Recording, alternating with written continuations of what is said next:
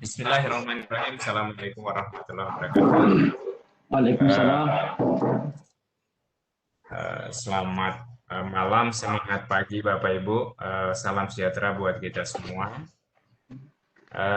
Bapak Ibu, sahabat Sultra Cerdas, dimanapun Bapak Ibu berada, se-Nusantara, telah bergabung malam hari ini 209 partisipan di dalam webinar kita ini.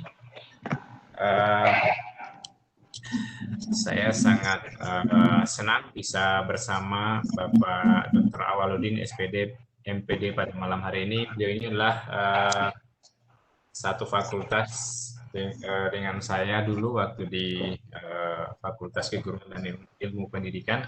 Kalau nggak salah, Bapak ini mantan Ketua Lembaga Eksekutif Mahasiswa, Pak ya? Oh iya Pak, ya. Oh iya, iya, iya. Iya. Baik, saya lanjut. Jadi sangat menarik pada malam hari ini, Bapak Ibu. Beliau ini saat ini menjabat Ketua jurusan, Pak ya? Ya begitu. Jurusan Pendidikan Matematika, Fakultas Keguruan dan Ilmu Pendidikan, Universitas Haloleo. Insya Allah akan membawakan desain penelitian pendidikan di era pandemi COVID-19. Dan mungkin demi efisiennya waktu,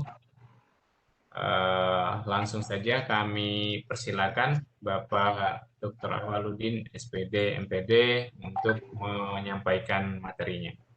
Disilakan, Pak. Baik. Bisa dicoba full screen dulu mungkin, Pak, di slideshow PowerPoint-nya, Pak. Iya. Oke, sudah. Baik, sudah tampil, Pak. Baik, saya bisa mulai, Pak? Silakan, Pak Awal. Baik, bismillahirrahmanirrahim. Assalamualaikum warahmatullahi wabarakatuh. Dan selamat malam. Waalaikumsalam. Teman-teman semua. Alhamdulillahirrahmanirrahim. Puji dan syukur senantiasa kita panjatkan kepada Allah Subhanahu wa Ta'ala, karena pada malam hari ini kita masih diberikan kekuatan, kesehatan, serta kesempatan untuk bersama-sama di dalam ruang web ini dalam rangka webinar tentang desain penelitian pendidikan di era pandemi COVID-19. Pertama-tama saya ingin menyampaikan alhamdulillah saya bisa bergabung di room ini di Sultra Cerdas, di mana sebetulnya sudah beberapa kali saya diundang untuk di room ini, namun mungkin terlalu banyak kesibukan sehingga baru kesempatan kali ini saya bisa bergabung. Kemudian secara pribadi saya sangat mengapresiasi kegiatan teman-teman yang selalu berdiskusi mengembangkan wawasan keilmuan berkaitan dengan peningkatan kualitas pendidikan di Sulawesi Tenggara dan pendidikan secara umum di Indonesia. Ya, pada malam hari ini saya diberi kesempatan ya untuk menyampaikan satu topik berkaitan dengan desain penelitian. 2 hari yang lalu kalau tidak salah saya dihubungi oleh salah seorang dari panitia untuk menyampaikan materi tentang desain penelitian. Hingga waktunya cukup singkat, saya mencoba untuk memfasilitasi ruang diskusi kita pada malam hari ini. Saya yakin dan percaya Bapak Ibu sudah banyak pengalaman di dalam melaksanakan penelitian, baik itu penelitian yang sifatnya pribadi maupun penelitian sifatnya kolaboratif, baik itu didanai oleh suatu lembaga internal maupun eksternal di Sulawesi Tenggara maupun di luar Sulawesi Tenggara. Baiklah, Bapak Ibu sekalian, malam ini berkaitan dengan topik desain penelitian pendidikan di era pandemi COVID-19. Nah, topik ini saya pikir sangat menarik untuk kita semua, karena walaupun masa pandemik yang sampai hari ini masih terus berjalan, tetapi aktivitas kegiatan pendidikan dan pengajaran terus berjalan. Begitupun juga kita sebagai tenaga pendidik, baik guru maupun dosen, tetap dituntut untuk melaksanakan suatu kewajiban, yaitu melaksanakan penelitian dalam upaya untuk memajukan ilmu pengetahuan dan teknologi, serta sebagai upaya untuk menyelesaikan masalah-masalah yang dihadapi, khususnya di pendidikan, baik dari aspek perencanaan, pelaksanaan, maupun dari aspek evaluasi. Nah, pertama kita ingin coba lihat sebetulnya apa sih sebetulnya desain penelitian pendidikan itu sendiri. Nah, di berbagai referensi bahwa desain penelitian itu bisa diartikan dari dua aspek. Aspek yang pertama ditinjau dari makna yang sempit dan kemudian makna yang lebih luas. Aspek yang sempit, desain penelitian itu dilihat sebagai proses pengumpulan dan analisis data. Ya, mengumpulkan data dengan menggunakan instrumen tertentu, baik itu non-tes maupun tes, ataupun instrumen yang lain. Kemudian setelah data terkumpul, lanjut dilakukan analisis. Analisis ya baik menggunakan statistik, deskriptif inferensial maupun tidak menggunakan proses statistik. Secara luas atau lebih luas, desain penelitian itu sebetulnya berkaitan dengan identifikasi dan pemilihan masalah penelitian. Kemudian ya pemilihan kerangka konseptual. Ya, kerangka konseptual itu berkaitan dengan suatu model hubungan antar variabel yang ada. Baik itu variabelnya dua variabel ataupun tiga variabel. Kemudian setelah itu berkaitan dengan memberikan definisi, ya, batasan konsep atas variabel yang akan diukur. Setelah itu kita melakukan pemilihan prosedur dan teknik pengumpulan data. Ya, bagaimana data dikumpulkan? Apakah data itu menggunakan dikumpulkan dengan teknik apakah tes, lembar observasi, kuesioner, dan lain sebagainya.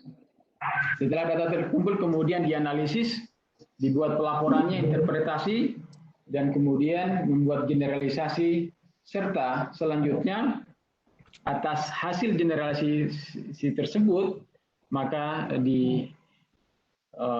saran-saran untuk riset selanjutnya. Nah, atas dasar dua makna dari proses secara sempit maupun secara luas, maka kita bisa lihat bahwa desain penelitian sebetulnya berkaitan dengan proses merencanakan dan melaksanakan penelitian. Nah, itulah desain penelitian. Nah, sekarang pertanyaannya adalah bagaimana kita akan melaksanakan dan merencanakan penelitian di era pandemik ini. Nah, itu tentu harus kita pikirkan secara bersama-sama, karena kita akan, misalnya kita punya rencana untuk melaksanakan kegiatan penelitian yang berkaitan dengan aktivitas pendidikan dan pengajaran yang menjadi kewajiban kita setiap hari. Nah, namun sebelum kita memilih desain seperti apa yang kita lakukan, tentu kita lihat dulu apa sih sebetulnya desain dalam aspek perencanaan itu. Nah, di sini kita bisa lihat bahwa desain dalam aspek perencanaan itu berkaitan dengan ya bagaimana seorang peneliti melakukan penyelidikan atau mengevaluasi terhadap penelitian yang telah dilaksanakan dan diketahui bagaimana pemecahan masalahnya. Nah, misalnya hari ini kita melaksanakan pembelajaran yang sifatnya online atau mungkin yang melaksanakan blended learning misalnya. Bagaimana masalah yang dihadapi ketika kita melaksanakan pembelajaran seperti itu? Bagaimana orang-orang melaksanakan riset? Ya. Kemudian bagaimana mereka memecahkan masalah? Selanjutnya, yang kedua adalah bagaimana seorang melakukan penyelidikan, kemudian hasil penyelidikan tersebut ya dilakukan atau dilanjutkan dengan bagaimana merumuskan hipotesis. Dan selanjutnya hipotesis tersebut dilakukan pengujian dengan menggunakan data yang diperoleh. Langkah yang ketiga, ya, kemudian akan ditetapkan ya, setelah kita merumuskan hipotesis, kemudian kita akan melakukan uji terhadap data yang akan diperoleh, maka selanjutnya kita akan memilih metode apa yang cocok agar diperoleh data untuk pengujian hipotesis. Nah, disinilah kita akan memilih metodenya apa yang akan cocok untuk menjawab permasalahan atau pengujian hipotesis tadi. Ya, tentu berbagai macam metode yang ada atau pilihan-pilihannya bermacam-macam. Ada yang bisa menggunakan metode eksperimen, ada yang bisa digunakan ya, mungkin metode korelasional. Ya, korelasional kita bisa bagi juga, misalnya ada korelasionalnya hubungan timbal balik, atau ya sifatnya adalah sebab akibat. Ataukah mungkin kita akan coba memilih metode untuk karena berkaitan dengan memperbaiki proses ya kualitas pembelajaran yang akan berdampak pada hasil pembelajaran, maka kita memilih penelitian tindakan kelas misalnya. Nah, tentu penelitian tindakan kelas kita akan sesuaikan dengan misalnya era pandemik sekarang ini. Atau misalnya kita akan memilih metode R&D ya, research and development ya, suatu ya penelitian pengembangan di mana research and development ini adalah suatu bentuk penelitian yang orientasinya adalah menghasilkan suatu produk. Ya, produk-produk pembelajaran misalnya, apakah itu bahan ajar atau media pembelajaran, strategi pembelajaran, model pembelajaran, di mana komponen-komponen pembelajaran tersebut harus diuji kelayakannya dan efektivitasnya. Mungkin Bapak Ibu hari ini mencoba untuk menggunakan pembelajaran blended learning, di mana blended learning adalah misalnya menggabungkan atau mengkombinasikan tatap muka, ya tatap muka bukan tatap muka di kelas secara langsung, tapi tatap muka virtual atau tatap muka maya, kemudian digabungkan dengan yang sifatnya asinkronis atau yang tidak melalui tatap muka, tetapi peserta didik diberikan kesempatan untuk bekerja secara mandiri dan bekerja secara kolaboratif. Nah, ini saya kira pilihan-pilihan metode tersebut, baik eksperimen, korelasional PTK ataupun R&D atau jenis penelitian yang lain, itu saya kira bergantung dari ya hasil identifikasi masalah, ya, kemudian rumusan masalah yang diperoleh, serta bagaimana data itu diperoleh, sehingga data itu bisa dianalisis untuk menjawab permasalahan yang ada. Nah, selanjutnya dalam desain pelaksanaan, ya setelah kita melakukan desain perencanaan, maka selanjutnya kita menentukan desain pada aspek sampel. Ya, kalau misalnya kita akan menentukan sampel, tentu sampel ini memiliki karakteristik. Ya, karakteristiknya adalah tentu harus, kalau itu dalam penelitian misalnya kuantitatif, ya sifatnya harus representatif, kemudian dipilih secara random. Kemudian bagaimana mendesain instrumen? Ya, instrumen penelitian, ya, karena instrumen itu berkaitan dengan alat ukur yang pada akhirnya akan menghasilkan suatu data, di mana data ini sebagai unit analisis kita yang sangat berperan penting dalam menjawab permasalahan, maka instrumen yang digunakan itu harus memiliki kriteria yang biasa disebut dengan harus valid dan reliable. Artinya bahwa instrumen itu harus mampu mengukur apa yang harus diukur, dan kemudian dapat dipercaya. Artinya kalau digunakan pada waktu yang berbeda dapat menghasilkan data yang dapat yang sama. Kemudian langkah yang ketiga adalah kita mendesain analisisnya. Ya, analisis ini berkaitan dengan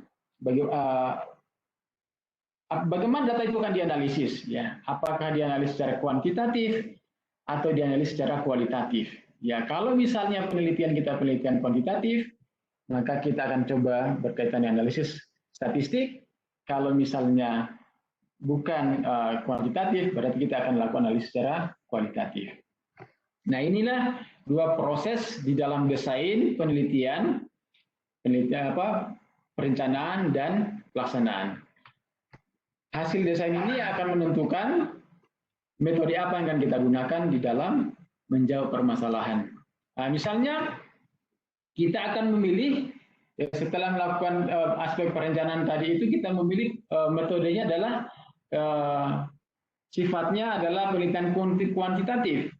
Nah, kita tahu bahwa dalam penelitian kuantitatif itu ada beberapa karakteristik. Misalnya, ya, data yang dikumpulkan bersifat numerik, kemudian dianalisis. Artinya data itu berbentuk bilangan, angka yang menggambarkan suatu keadaan. Kemudian ya ditinjau dari aspek desain, ya, dari aspek desain ini bersifat spesifik dan jelas, ya. Desain dalam penelitian atau paradigma yang digunakan dalam penelitian kuantitatif itu sifatnya ya spesifik dan jelas, ya. Artinya sudah ditentukan lebih awal sebelum kita melaksanakan penelitian. Misalnya kita punya desain, ada desain eksperimen misalnya atau penelitian eksperimen di mana tidak ada kelas kontrol misalnya, atau hanya kelas eksperimen. Misalnya hari ini kita susah untuk melaksanakan di masa pandemik ini. Nah, kita hanya menggunakan satu kelas saja tanpa ada kelas kontrol, atau mungkin bisa saja ada kelas eksperimen dan kelas kontrol. Itu sudah dilakukan di desain lebih awal.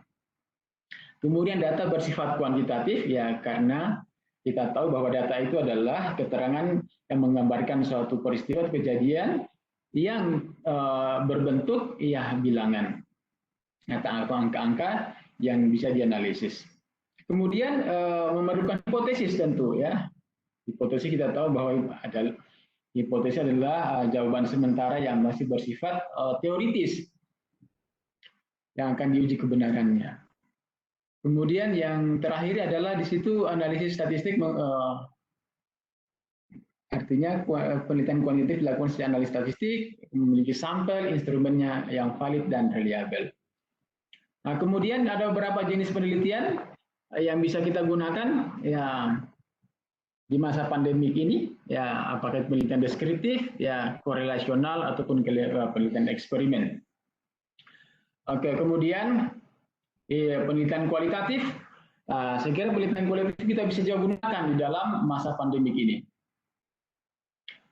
Ini saya tidak akan membahas lebih, saya hanya pengantar saja di sini, nanti kita bisa diskusikan, ya, apa saja yang bisa kita lakukan dalam penelitian kualitatif. Yang jelasnya di dalam penelitian kualitatif itu ya tentu ada perbedaan yang mendasar dengan penelitian kuantitatif. Nah, dari segi desain misalnya, kalau desain atau paradigma yang digunakan kualitatif itu dia bersifat umum atau fleksibel, berkembang selama penelitian. Dari segi rumusan masalah misalnya, ya, kalau rumusan masalah di penelitian kualitatif bisa tetap, bisa berubah atau bisa berkembang. Kemudian dari segi data yang digunakan dia bersifat kualitatif, kemudian tidak terdapat hipotesis di dalamnya. Kemudian instrumen yang digunakan adalah peneliti sendiri sebagai instrumen utama, kemudian dibantu dengan beberapa buku catatan atau alat-alat yang lain bisa mendukung untuk pengumpulan data. Sampelnya tidak perlu representatif, dan kemudian dianalisis secara naratif, deskriptif, dan analisisnya dilakukan di awal sejak dimulainya penelitian. Oke, ini berbagai jenis penelitian kualitatif. Nah, saya masuk ke sini, ya. Ya, ini penelitian dan pengembangan. Nah, di masa pandemik ini juga Bapak Ibu bisa kita menggunakan ya ini penelitian dan pengembangan. Di awal saya sudah singgung bahwa penelitian dan pengembangan atau R&D ini yaitu metode penelitian digunakan untuk menghasilkan produk tertentu dengan dengan menguji keefektifan produk. Misalnya teman-teman hari ini yang apa namanya yang sudah terbiasa menggunakan berbagai platform pembelajaran atau sistem pembelajaran online, saya kira itu bisa dikembangkan ya melalui proses R&D ya, melalui proses R&D. Misalnya apa saja yang mau dikembangkan, apa yang mau dilakukan R&D dalam masa pandemik ini. Saya kira cukup banyak. Kita mengembangkan bahan ajarnya, misalnya media pembelajaran di masa pandemik, kemudian bagaimana model pembelajaran blended learning-nya misalnya dalam masa pandemik ini, itu yang bisa kita gunakan. Saya kira banyak pilihan yang bisa kita gunakan atau yang bisa kita kembangkan di dalam masa pandemi ini dengan menggunakan penelitian dan pengembangan. Nah, secara umum langkah-langkah yang bisa kita gunakan, yang bisa lakukan dalam penelitian pengembangan ini umum sekali ya. Misalnya pertama analisis masalah, kemudian pengumpulan data, mendesain produk, kemudian kita validasi desain, kita revisi, kita uji coba produk, revisi produk, kemudian uji coba pemakaian, revisi kembali, dan kemudian setelah direvisi kita peroleh produk sebagai prototipe yang siap akan diproduksi secara massal. Nah, dalam model-model desain pembelajaran yang bisa digunakan untuk melakukan penelitian dan pengembangan di masa pandemik ini, saya kira banyak pilihan ya dalam model-model desain pembelajaran. Maksudnya begini, model-model desain pembelajaran ini bisa digunakan sebagai langkah-langkah di dalam penelitian research and development. Ya, misalnya kita akan menggunakan langkah-langkah R&D-nya model Dick and Carey. Nah, kemudian kita akan menggunakan model Lee and Owen atau misalnya kita menggunakan model Eddy misalnya. Nah, kita bisa lihat langkah-langkahnya di sini. Misalnya kita ingin mengembangkan suatu sistem pembelajaran atau model pembelajaran. Ya, kita menggunakan alur pengembangan Dick and Carey misalnya dari tahap 1 sampai tahap 8. Ya, kita melakukan identifikasi kebutuhan dan menulis studi instruksional, melakukan analisis, mengidentifikasi perilaku dan seterusnya sampai dengan evaluasi dan revisi. Atau misalnya kita bisa menggunakan model Eddy misalnya untuk melakukan R&D. Ada tahapan analisisnya, menganalisis kesenjangan, menganalisis tujuan instruksional, sumber daya, kemudian kita lakukan revisi. Setelah itu kita mendesain tugas-tugas selama masa pandemi apa yang cocok, kemudian mendesain tujuannya apa, instrumen digunakan, sampai mendesain strateginya. Setelah itu kita melakukan pengembangan, ya pengembangan aspek materi, media, panduan belajar, sampai dengan evaluasi formatif. Setelah itu kita melakukan implementasi. Itu beberapa contoh yang bisa digunakan, langkah-langkah dalam desain pembelajaran untuk penelitian dan pengembangan. Nah, sekarang tentu desain penelitian di era pandemik, ya tentu kita bisa lihat 3 aspek ini. Pertama, ya penelitian yang dapat dilaksanakan secara online. Ya, saya kira kalau penelitian secara online bisa kita menggunakan misalnya melalui Zoom misalnya atau ya platform seperti ini.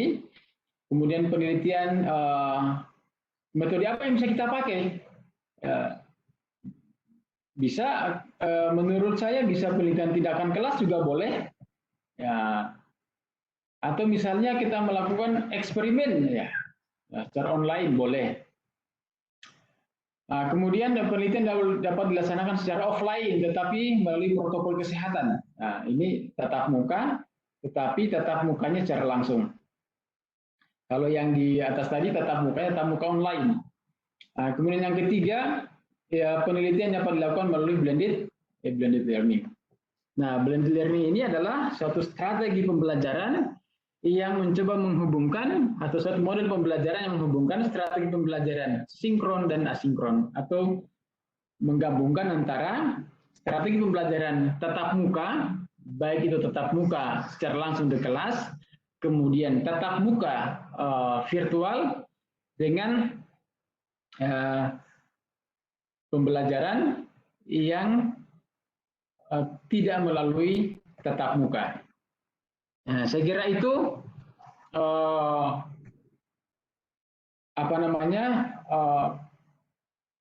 penelitian-penelitian bisa dilakukan selama masa pandemik ini. Tadi rekomendasinya bisa kita lakukan, misalnya penelitian tindakan kelas bisa tidak kita laksanakan secara di masa pandemik? Ya bisa, karena kan kita lakukan proses perencanaan misalnya, kita melakukan proses implementasi, kita refleksi misalnya, kemudian kita lakukan evaluasi. Ya eksperimen juga bisa kita lakukan. Walaupun eksperimen pembelajarannya dilakukan secara virtual atau pembelajaran melalui blended learning. Kemudian penelitian pengembangan, penelitian pengembangan membutuhkan waktu yang cukup banyak, yang cukup panjang. Nah, ini bisa mengembangkan misalnya model pembelajaran blended learning. Saya kira itu pengantar ya diskusi kita pada malam hari ini. Tentu Bapak Ibu sekalian sudah punya banyak referensi atau pengalaman berkaitan dengan pelaksanaan penelitian di era pandemi COVID-19 ini. Saya kira cukup pengantar dari saya, lebih dan kurang dimaafkan, saya kembalikan kepada host. Iya, terima kasih ulasan yang luar biasa, Pak Dr. Awaludin. Barangkali di room chat sudah ada yang raise hand tadi ya. Ini ya Abdul Malik barangkali mau mengajukan pertanyaan, Pak, atau bagaimana ini? Saya lihat ada tombol raise hand tapi belum mengaktifkan mikrofon rupanya ya. Oke. Bapak Ibu yang ingin mengajukan pertanyaan secara langsung untuk berbicara kepada Bapak pemateri malam hari ini, disilakan untuk mengklik tombol raise hand atau gambar telapak tangan di tampilan aplikasi Webex-nya. Bapak Ibu ada di sudut kanan bawah.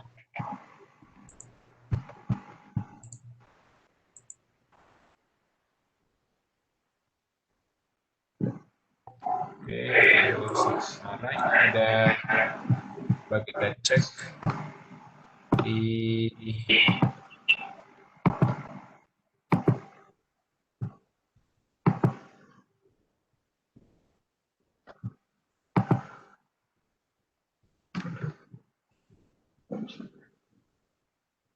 Oke, ini ada pertanyaan dari Bu Ismawati.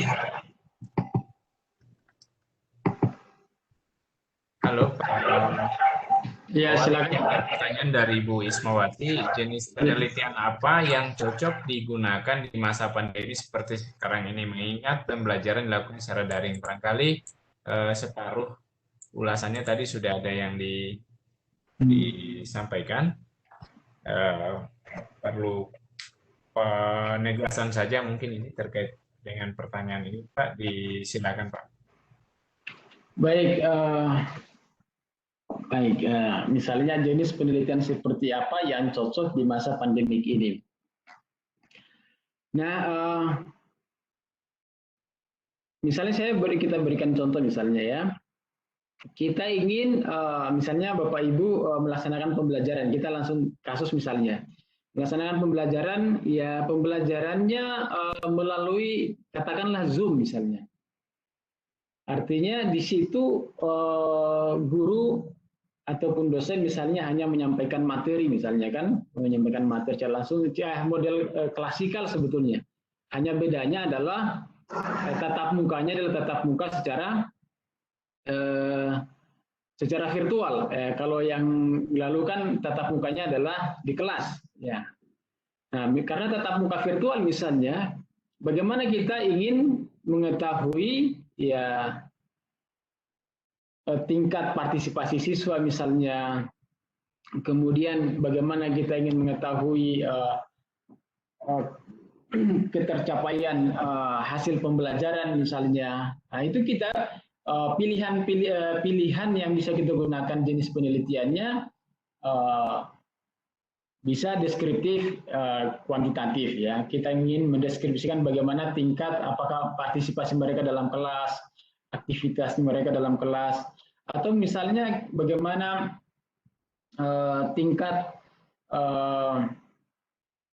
motivasi mereka selama pembelajaran menggunakan Zoom. Nah, itu contoh yang sederhana yang bisa kita lakukan adalah penelitiannya deskriptif, misalnya deskriptif kuantitatif. Atau misalnya kita ingin melaksanakan ya pembelajaran menggunakan apa namanya ya, blended learning misalnya.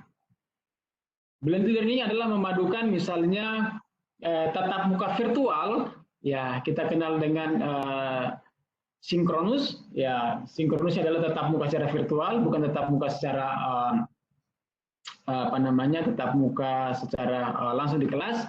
Kemudian kita gabungkan dengan asinkronus, artinya pembelajaran yang dilakukan oleh guru dan siswa, tetapi dimanapun dan kapanpun bisa dilakukan tanpa ada tatap muka secara langsung. Misalnya kita tinggal mengirimkan bahan-bahan pembelajaran, apakah melalui WA, ya, atau misalnya melalui ya classroom ataupun platform pembelajaran yang mana yang bisa digunakan. Itu artinya berarti kita melakukan blended di situ. Ada tatap muka, ada yang bukan tatap muka. Nah, sekarang ya bagaimana misalnya kita ingin meneliti ya efektivitas atau misalnya partisipasi siswa di dalam pelaksanaan blended learning tersebut. Nah, jenis penelitian apa yang cocok bisa kita gunakan? Nah, bisa kita bisa eksperimen, ya misalnya satu menggunakan tadi blended learning misalnya, yang satu pembelajarannya misalnya hanya menggunakan tanpa blended learning misalnya, itu ada eksperimen, ada kontrol. Nah, jadi eksperimen bisa dilaksanakan. Ataukah misalnya jenis penelitian yang lain, pengembangan misalnya juga bisa kita gunakan, mengembangkan blended learning tadi misalnya, mengembangkan kontennya, mengembangkan bahan pembelajarannya, strategi pembelajarannya. Yang jelasnya bahwa di sini dituntut untuk kita bagaimana kreatif di dalam melaksanakan riset, terutama dengan berkaitan dengan masa pandemi ini. Saya kira itu, mohon maaf jika kurang jelas, ya saya kembalikan kepada hostnya. Terima kasih.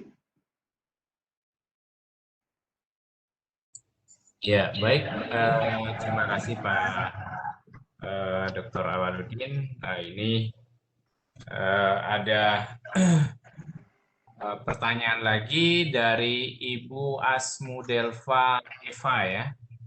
Ini ada pertanyaan blended learning gimana sintaksnya Pak Dokter? Ya, ini bisa. Ini sudah lebih teknis lagi ini. Sintaksnya blended learning menurut Pak Dokter itu gimana kira-kira? Ya. Silakan Pak Dokter. Baik, blended learning itu sebetulnya kan apa namanya, menggabungkan strategi pembelajaran ya yang tatap muka dan non tatap muka. Nah, kalau misalnya kita ingin melaksanakan blended learning misalnya dengan menggunakan apa yang namanya flipped classroom misalnya, ya, dengan menggunakan rotasi, ya. Misalnya kita bisa memulai, ya, pertama, ya, misalnya kita punya jadwal misalnya, ya, jadwal pembelajaran misalnya di hari apa misalnya, hari Kamis misalnya pembelajaran. Jadi sebelum jadwal pembelajaran hari Kamis, ya, maka langkah pertama adalah tentu guru harus menyiapkan materi dulu, menyiapkan materi bahan pembelajaran, ya, bahan pembelajaran yang bisa di-share kepada peserta didik, ya, untuk dipelajari. Jadi menyiapkan dulu bahannya, kemudian setelah itu men-share materi itu. Di mana di-share materinya? Di-share apakah misalnya kita menggunakan platform apa Classroom misalnya yang paling sederhana, atau misalnya WA. Nah, setelah itu mereka di-share materi ke situ, kemudian mereka belajar secara mandiri. Nah, kemudian selanjutnya guru misalnya memberikan tugas di situ, tugas-tugas untuk dikerjakan di dalam, ini masih belajar mandiri, ya, yang non tatap muka. Nah, setelah itu bisa mereka belajar kolaboratif, masih di ruang asinkronis ini, ya, yang tanpa tatap muka. Mereka diskusi di situ. Nah, setelah itu langkah selanjutnya pada hari H kemudian bisa melakukan pertemuan secara virtual. Nah, jadi tadi yang tanpa tatap muka, setelah itu masuk ke pertemuan tatap muka di hari pembelajaran. Untuk apa? Bisa untuk mengecek atau melihat kemampuan, ataupun bisa untuk mereview, merefleksi tugas-tugas yang telah disampaikan melalui ruang yang pertama tadi. Nah, itu saya kira langkah-langkahnya yang paling sederhana untuk melaksanakan blended learning. Atau misalnya boleh juga kita mulai dari yang virtual, pertemuan tatap muka, kemudian mereka diberikan tugas-tugas untuk diselesaikan secara mandiri atau kolaboratif di ruang yang bukan tatap muka. Tergantung pilihan kita. Mana yang akan kita duluan untuk laksanakan. Saya kira itu, Pak. Terima kasih. Iya, baik. Terima kasih ulasannya, Pak Dokter. Ini ada pertanyaan lagi dari, bentar, ini kami coba cross check, dari Ibu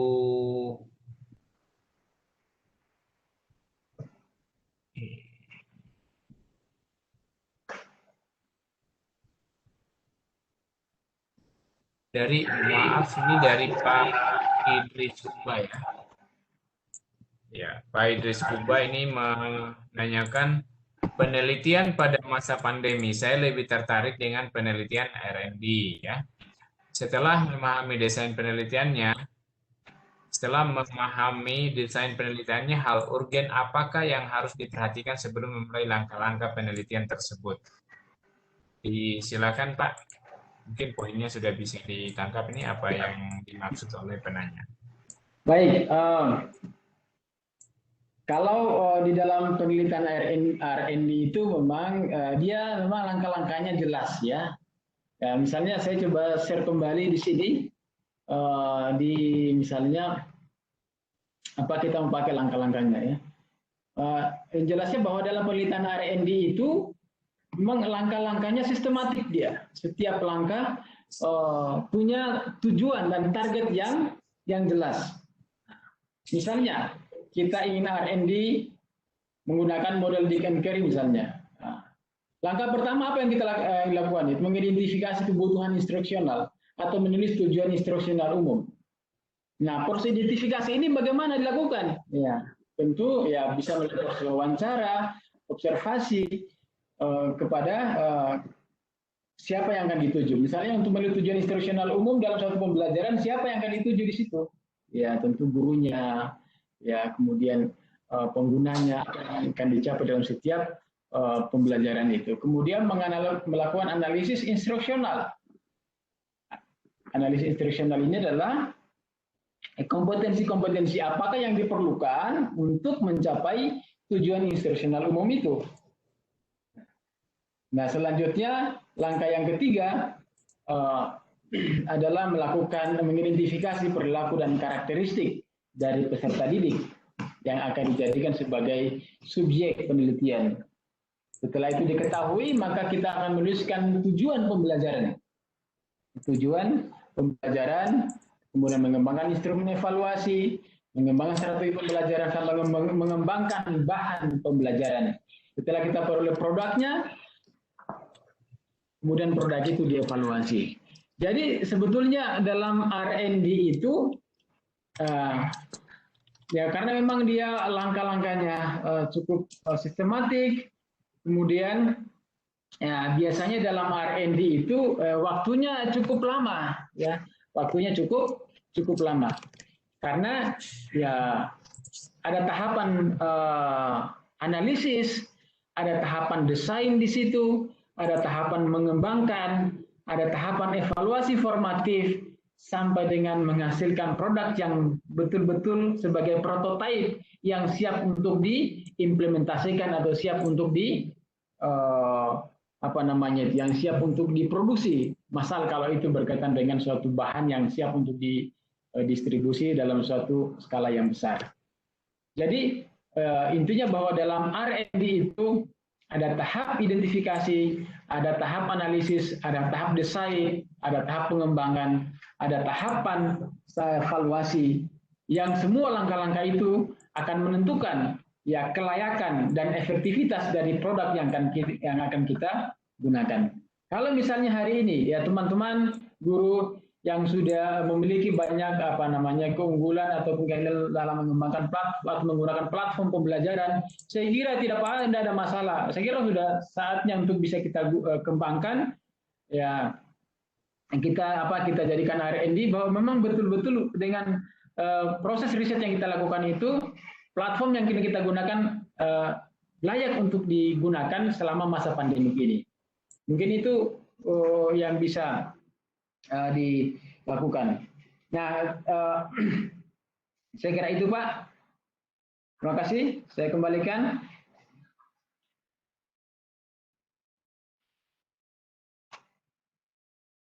Ya, baik.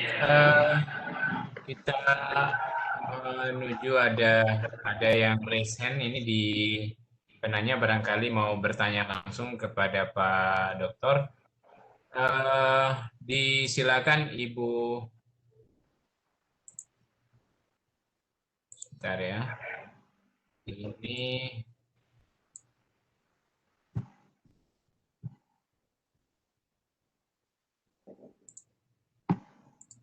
Ibu Syahwira Rahim, bisa mendengar suara saya? Saya coba unmute.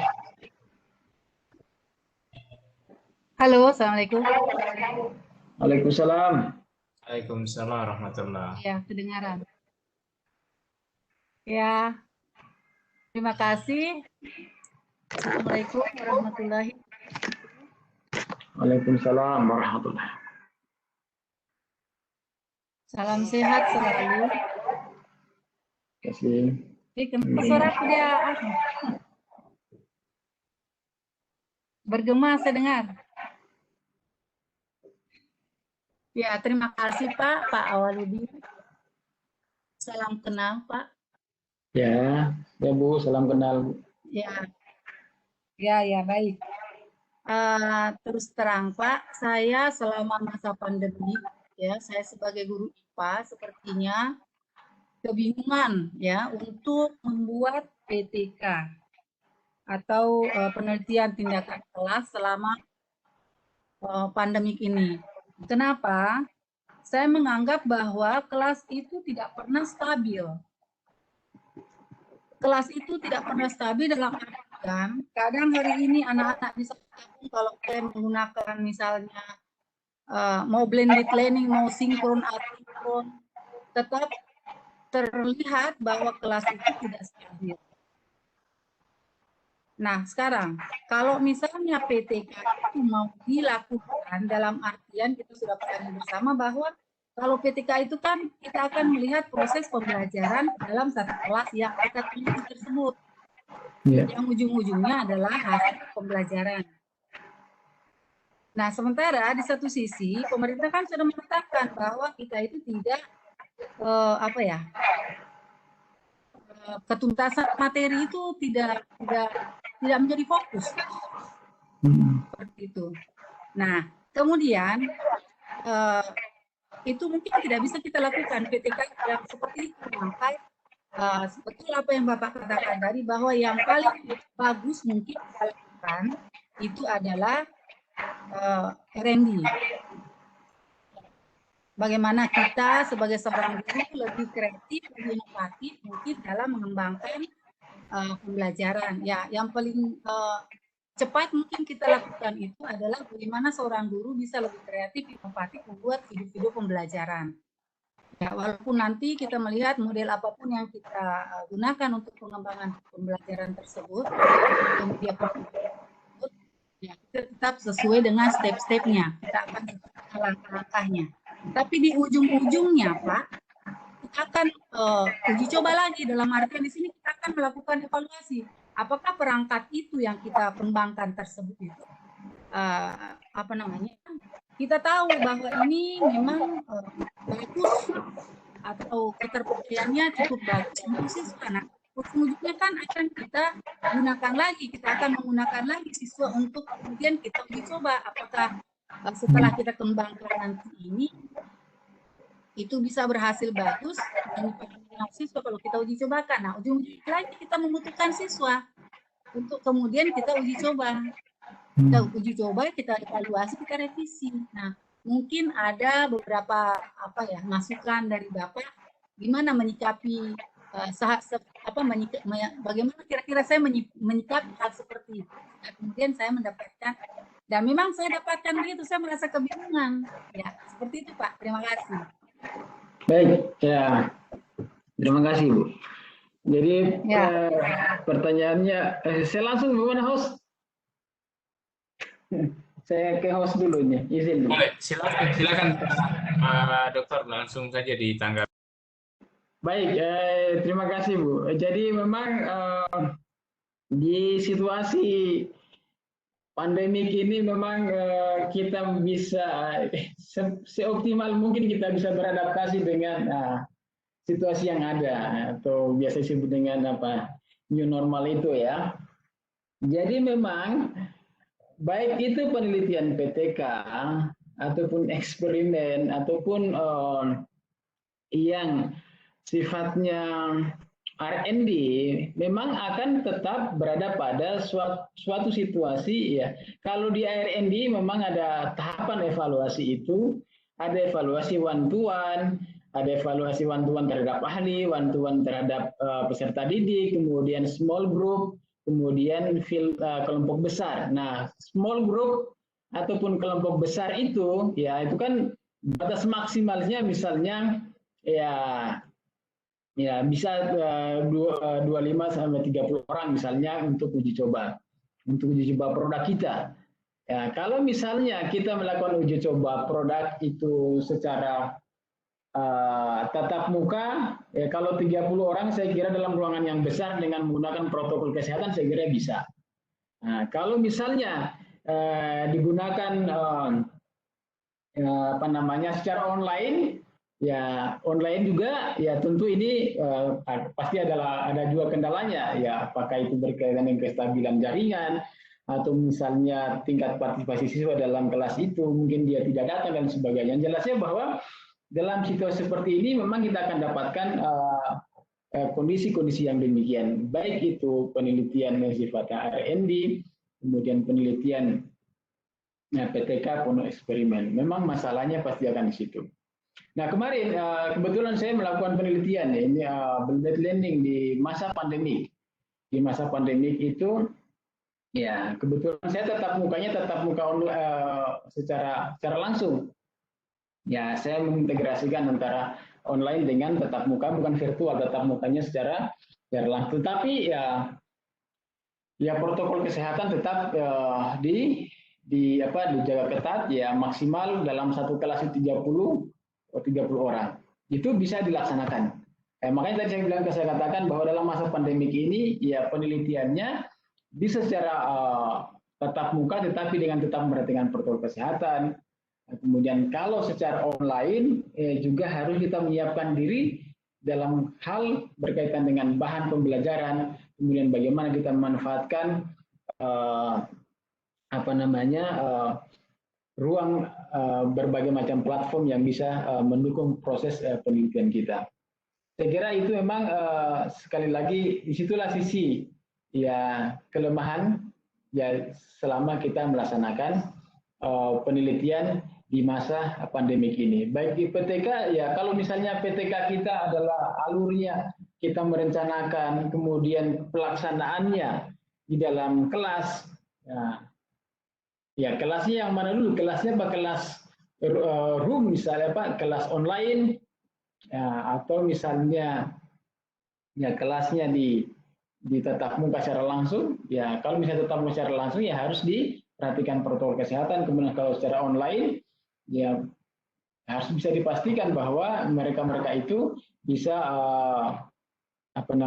setiap saat bisa ikut. Kemudian memang selama masa pandemik ini saya kira kita tidak bisa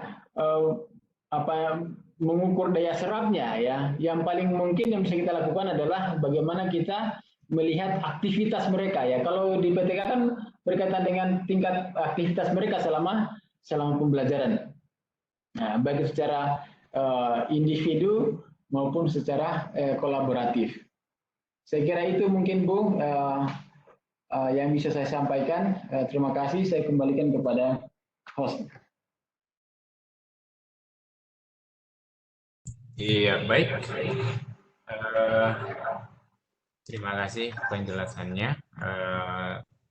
Kurang lebih saya menyimak bahwa ya pasti ada limitasi ya, keterbatasan untuk bisa melakukan ya betul coba apa yang kita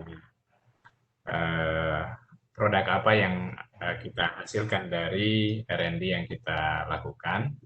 Tapi kemudian saya kira tadi sudah ada solusi-solusi yang ditawarkan untuk bisa tetap melakukan uji coba dalam kondisi-kondisi terbatas. Begitu Pak Dokter ya? Ya. Iya, baik. Ini masih kita coba cross-check.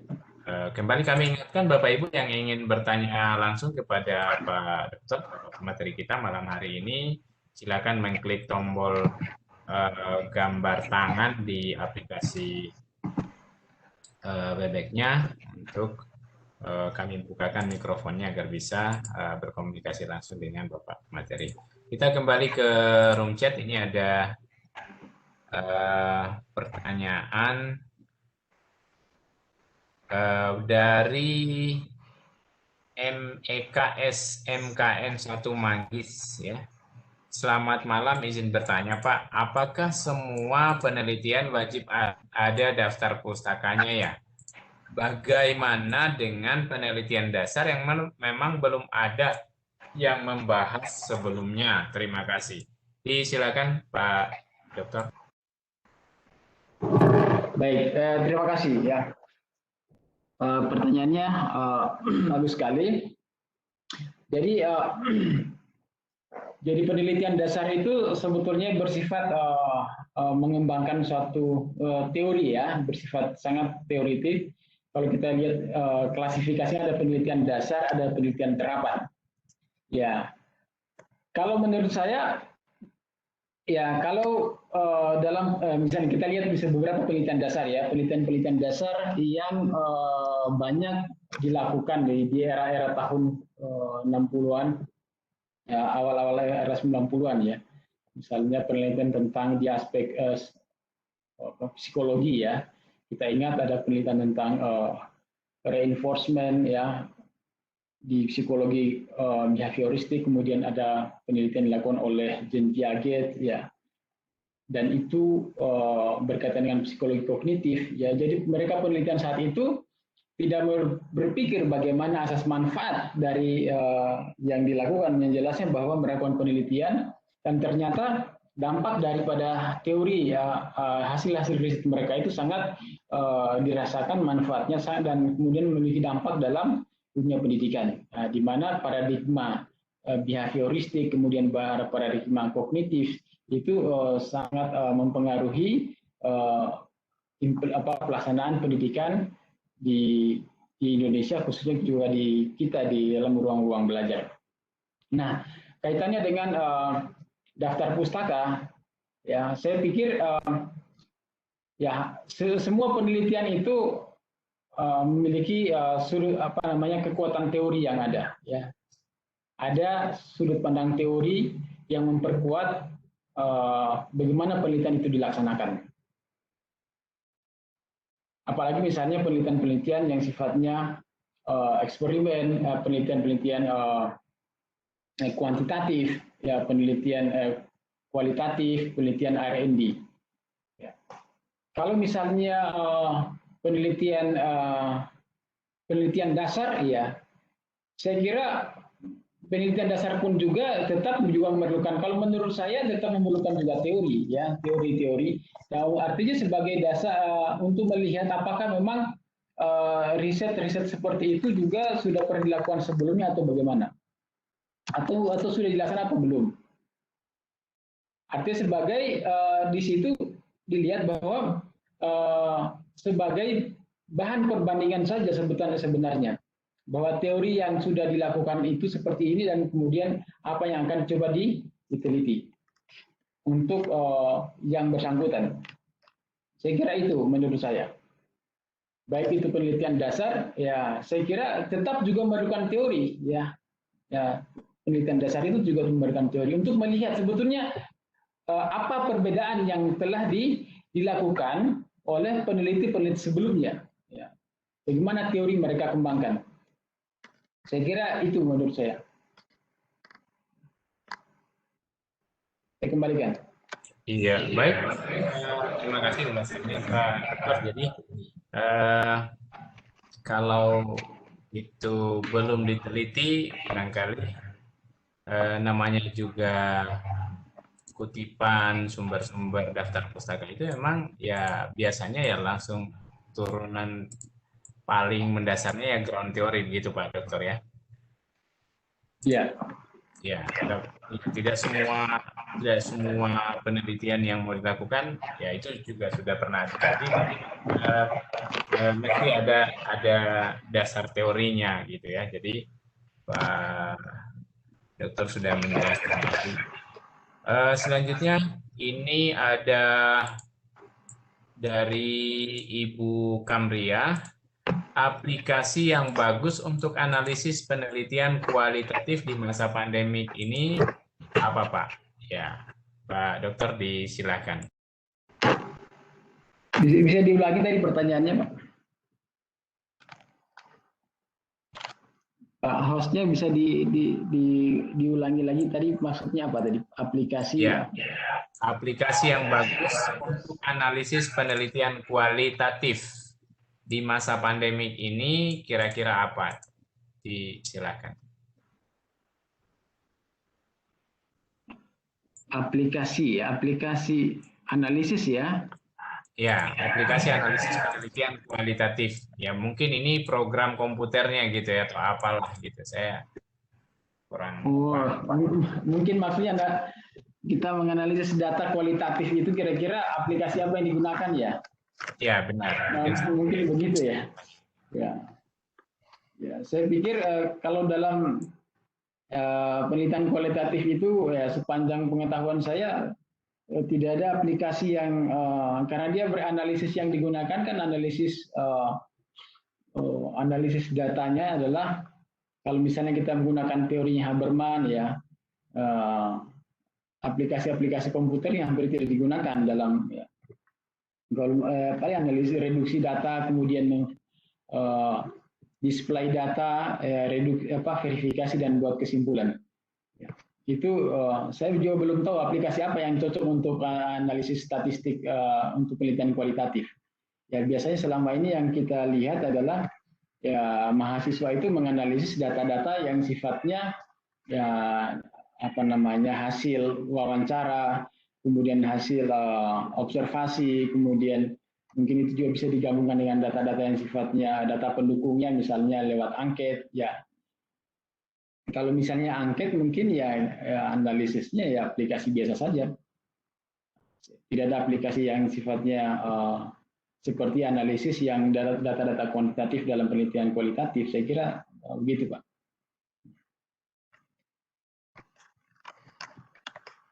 Oke, baik. Terima kasih penjelasannya.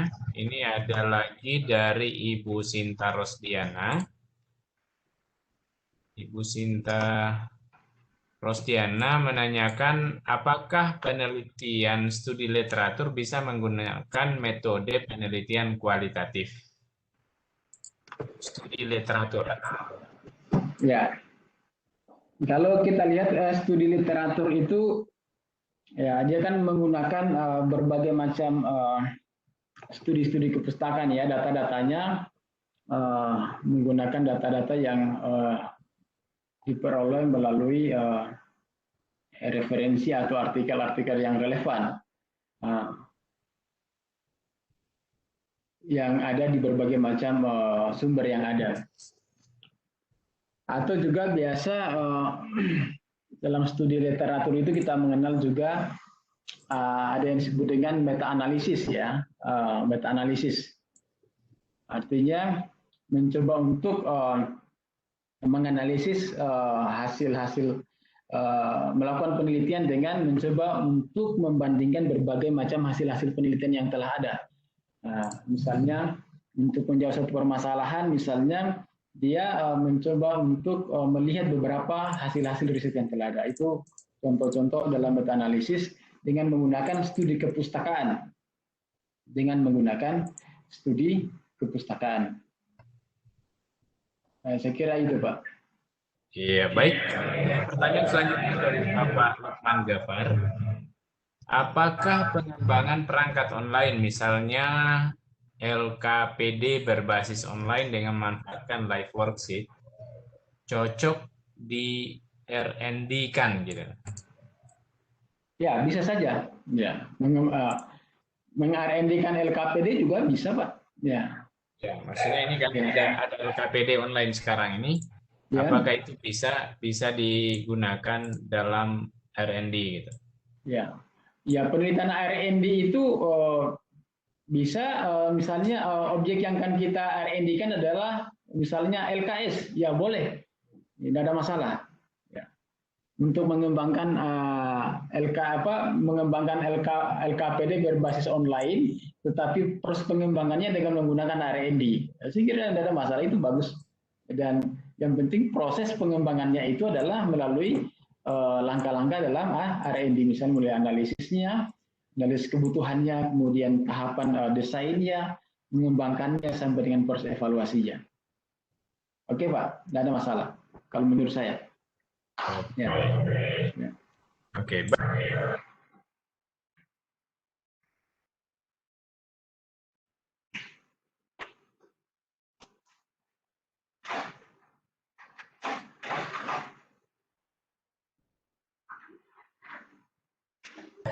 Sekaligus saya juga ingin menyampaikan kepada Bapak Ibu. Mohon maaf ya, pertanyaan urusan sertifikat Bapak Ibu di sini kami konsentrasi untuk tanya jawab dulu. Urusan sertifikat Bapak Ibu kalau lupa password ya harusnya Bapak Ibu jangan lupa gitu ya. Ini materi ini lebih penting daripada urusan sertifikat. Nanti sebentar Bapak Ibu di akhir kami akan ulas kembali bagaimana cara mendapatkan sertifikat. Saya ini udah cukup banyak ini di chat WhatsApp ini semua mau meminta download sertifikat. Mari kita belajar dulu Bapak Ibu. Sertifikat urusan belakangan ya. Oke, ini ada pertanyaan dari Ibu Suhaimi. Jika ingin melaksanakan penelitian di sekolah, sebelum ke sekolah apa harus dipersiapkan? Apa yang harus dipersiapkan misalnya? Meneliti proses pembelajaran siswa secara BDR, belajar dari rumah ya. Jadi pertanyaannya apa yang harus disiapkan sebelum ke sekolah? Ya, disilakan Pak Dokter. Tadi ya, meneliti proses pembelajaran di, coba diulangi lagi Pak, saya coba ingin menyimak baik-baik pertanyaannya tadi Bu Ismail. Nah,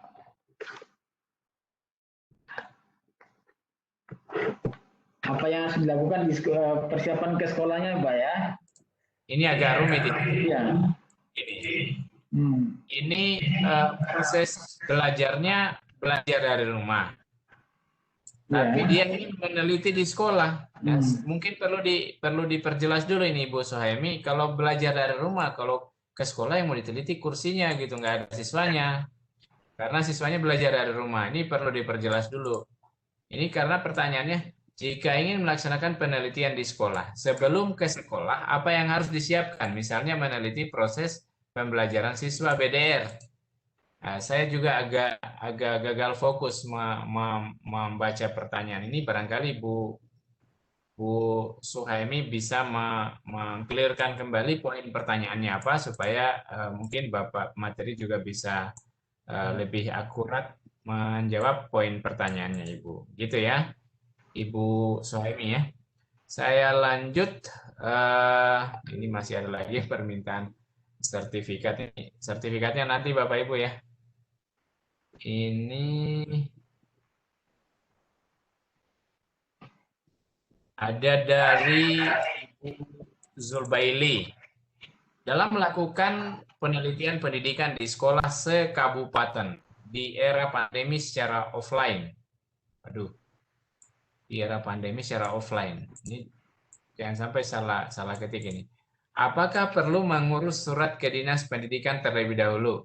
Kalau tidak diizinkan, bagaimana solusinya? Wah, ini silakan Pak Dokter barangkali bisa dikomentari terkait pertanyaan ini. Jadi dalam melakukan penelitian pendidikan di sekolah sekabupaten di era pandemi secara offline, apa perlu mengurus surat ke Dinas Pendidikan terlebih dahulu? Kalau tidak diizinkan, bagaimana solusinya? Ya, silakan. Ya, kalau penelitian di era pandemik kemudian dilaksanakan secara offline dan ternyata tidak ada izin ya tidak bisa kita laksanakan penelitian. Karena kalau kita lakukan penelitian itu paling ya apalagi kita melibatkan sekolah dan siswa ya harus ada izin dari ya universitas setempat sebagai penanggung jawab ya, kegiatan pendidikan setempat. Jadi kalau tidak ada izin menurut saya tidak bisa kita laksanakan penelitian. Saya kira itu Pak. Iya, baik. Ini juga penelitian, Mbak ya. Jadi ini melibatkan banyak pihak dalam kondisi seperti ini ya harus ada izin. Sedangkan dalam kondisi normal pun ya kita perlu izin. Kalau nggak diizinkan ya jangan meneliti gitu ya. Ya. Iya, baik. Oke, selanjutnya ada Pak Kaparudin Nompo. Mohon izin Bapak narasumber yang terhormat, saya sekarang sedang melakukan penelitian dalam rangkaian penyelesaian studi di PPS Universitas Negeri Makassar dengan menggunakan model pengembangan yang diadopsi dari 4D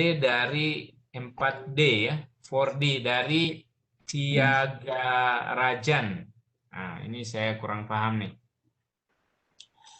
Salah satu tahapan adalah uji coba produk. Namun, saat ini terkendala dengan situasi pandemi, tidak memungkinkan adanya tatap muka. Mohon petunjuk dan pencerahannya. Nah, mungkin agak mirip-mirip dengan poin pertanyaan dari Bu Syahwiyah Rahim tadi ya, yang bertanya langsung, tapi ini silakan dikomentari lagi, Pak Dokter. Ya. Baik, mungkin perlu kita analisis dulu ya. Tidak memungkinkan uji coba secara langsung. Kalau misalnya uji coba secara langsung tidak bisa dimungkinkan karena jumlah misalnya peserta yang terlalu besar, mungkin ya bisa kita lakukan, kita bisa bagi ya, kita bisa ya misalnya kita bagi berapa kelas kan begitu ya. Nah, tapi kalau misalnya memang mensyaratkan harus uji coba dalam jumlah yang bersamaan itu ada misalnya 30 orang, ya mungkin bisa dilaksanakan. Kalau bisa tidak dilakukan secara tatap muka, ya berarti bisa kita lakukan dengan menggunakan platform online misalnya, atau tatap muka secara virtual. Nah itu tergantung, makanya begini ya, melakukan desain, melakukan penelitian pengembangan itu, makanya kan di langkah awal itu ada yang disebut dengan analisis, ya, langkah analisis, ya. Analisis inilah pada tahapan ini kita memastikan bagaimana caranya dilaksanakan pada saat proses uji coba itu sudah diidentifikasi di situ. Ya, makanya ada tahap ya, identifikasi dan analisis, ya. Analisis karakteristik didik, apakah bisa dilaksanakan secara tatap muka atau tidak, ya. Kalau tidak bisa tatap muka, ya berarti alternatifnya adalah harus online. Nah, makanya harusnya itu sudah diantisipasi, dianalisis, ya, langkah analisis sebelum melakukan sebelum melakukan uji coba itu. Saya kira mungkin begitu. Menurut saya itu harusnya dia clear pada tahapan tahapan analisis, ya, langkah uji coba itu. Bagaimana uji coba dilakukan? Ya itu harus sudah selesai pada tahapan analisis. Jangan pada saat uji coba produk itu baru kita misalnya baru bermasalah, ya. Karena di langkah analisis ini kita sudah bisa lakukan. Misalnya pembelajaran bagaimana, uji coba yang begini, itulah tahapan analisis yang akan kita coba tetapkan di situ. Nah, saya kira mungkin itu. Kalau misalnya sudah terlanjur, misalnya sampai dengan ternyata tidak bisa dilakukan uji coba, berarti mungkin tahapan penelitian kita itu sampai pada langkah desain saja, ya, tidak sampai pada tahapan pengembangan misalnya. Artinya desain saja tapi tidak sampai pada tahapan terus pengembangannya, karena pengembangan itu di dalamnya harus memenuhi apa yang disebut dengan evaluasi formatif. Di dalam evaluasi formatif itu harus ada uji coba produk secara small group maupun secara kelompok besar. Saya kira itu, ya, menurut saya. Saya kembalikan. Iya, baik. Kita lanjut lagi di pertanyaan berikutnya dari Ibu Warati. Assalamualaikum Pak. Waalaikumsalam warahmatullahi. Pada masa pandemi di sekolah kami proses pembelajaran melalui jaringan intranet ya, menggunakan LMS Moodle, sehingga dalam satu materi itu kami tidak batasi waktunya karena tergantung siswa untuk datang ke sekolah mengambil materi tersebut. Bagaimana mendesain waktu penelitian jika kondisinya seperti itu? Nah, ini berarti gambaran konteks di sekolahnya Ibu Warati. Itu jaringannya dia hanya seputar sekolah saja. Jadi server learning management systemnya itu di sekolah. Barangkali fungsi LMS di sini adalah memfasilitasi komunikasi antara siswa dan guru agar misalkan siswa mau ngambil materi tidak langsung berinteraksi dengan gurunya. Jadi servernya itu hanya bisa diakses secara lokal di kawasan sekolah saja, tidak menggunakan akses internet, tapi cukup koneksi WiFi di sekitar sekolah itu terhubung di server lokal di sekolah, itu sudah bisa mengambil materi. Nah, oleh karena kondisi tersebut, jadi Ibu Warati dan manajemen sekolah menyepakati untuk tidak membatasi waktu dalam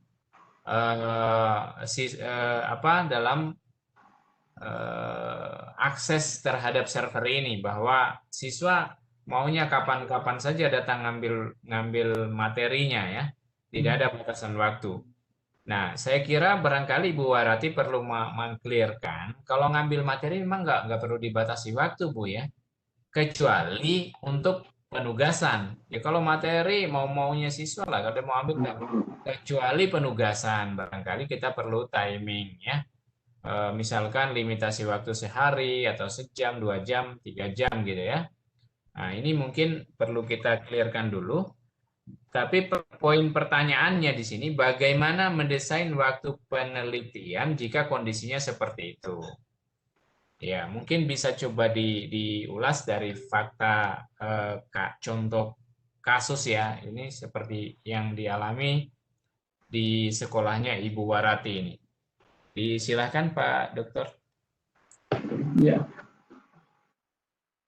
Jadi tadi tidak dijelaskan juga bagaimana proses pembelajarannya mereka itu bagaimana sebetulnya.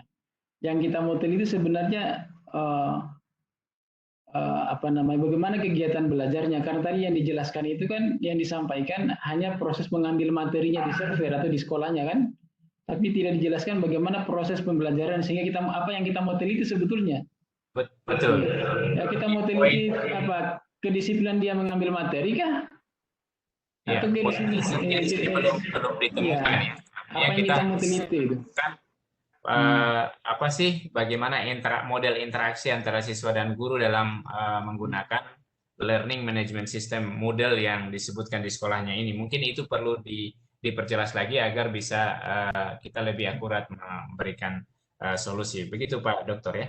Ya betul Pak. Ya. Iya, baik.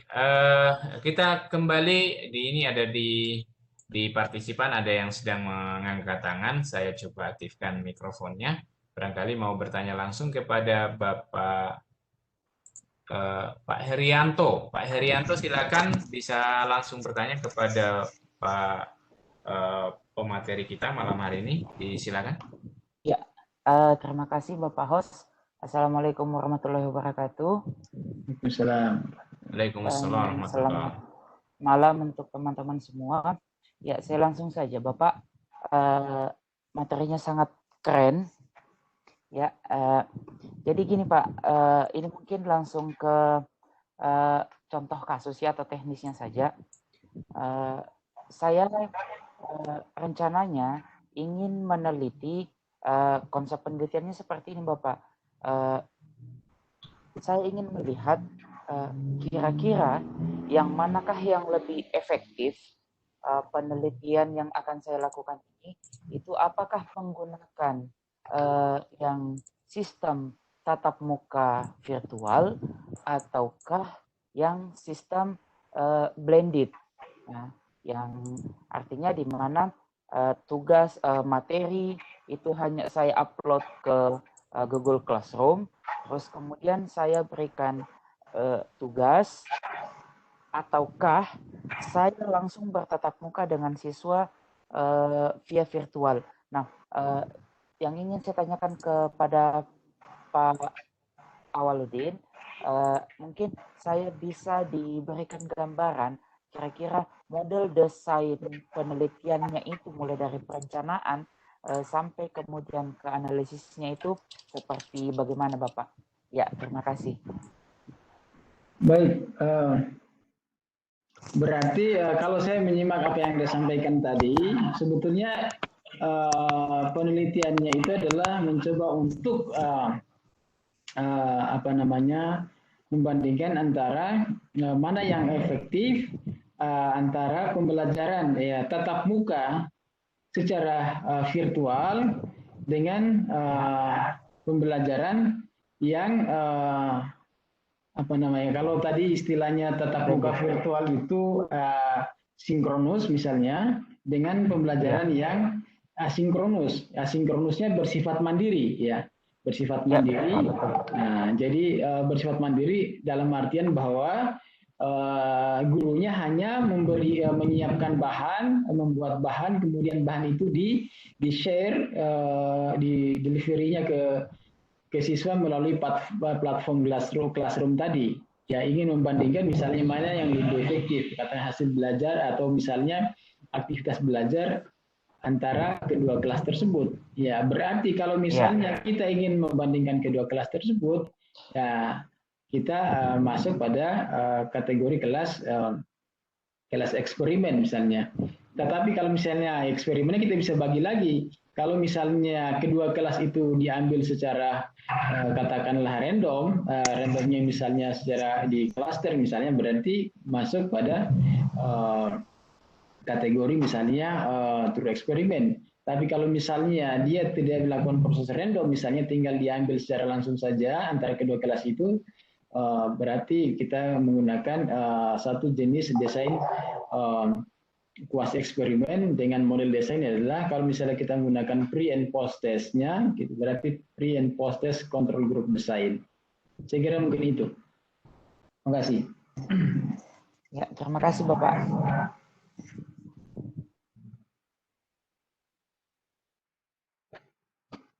Iya, baik.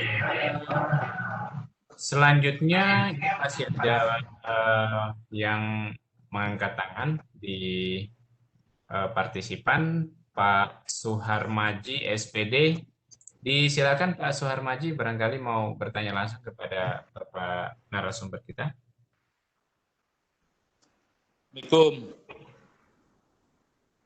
Assalamualaikum, Pak. Waalaikumsalam warahmatullahi Warahmatullahi wabarakatuh. Silakan Pak Suharmaji langsung. Ya, Pak. Assalamualaikum. Waalaikumsalam warahmatullahi wabarakatuh.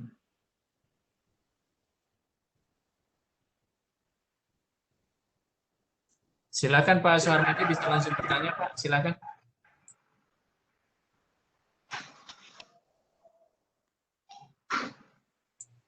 Halo Pak Suharmaji, silakan. Assalamualaikum. Ya, sepertinya ada masalah audio. Silakan Pak Suharmaji, bisa monitor Pak. Ya, sepertinya ada masalah audio di Ini, Pak. Pak Suharmaji ya. Mohon maaf Pak, bisa kalau ada pertanyaan nanti bisa dikirim di room chat saja karena kondisi audio Bapak 3 kali dikasih kesempatan tadi tidak bisa menyampaikan pertanyaannya, bisa via room chat Pak ya. Selanjutnya ini ada Ibu Sri Handayati, izin bertanya langsung Bapak. Oke, saya coba cari dulu akunnya, mudah-mudahan masih stay. Sri Handayati.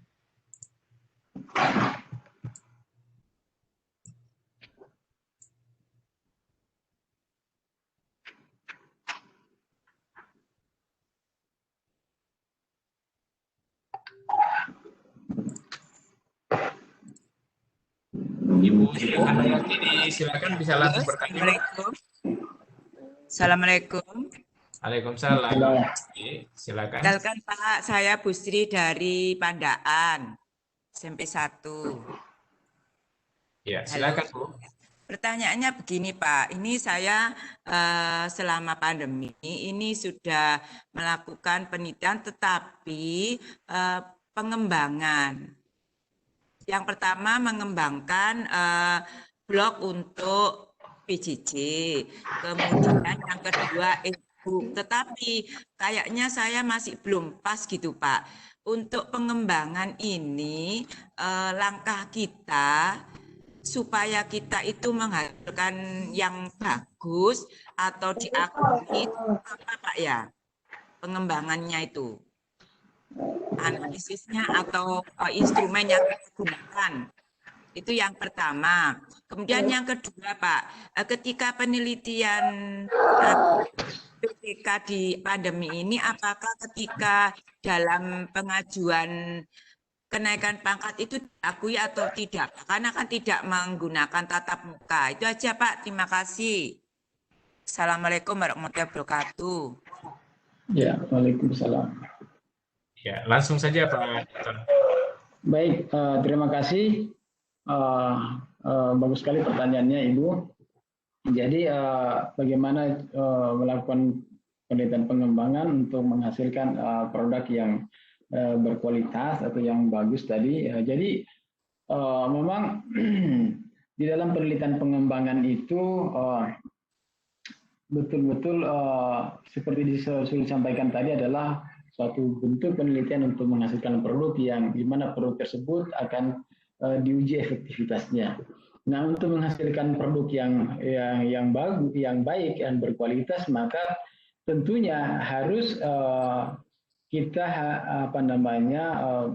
model desain yang akan kita gunakan itu harus betul-betul sesuai dengan masalah yang akan kita coba hadapi ataupun produk yang akan kita coba kembangkan.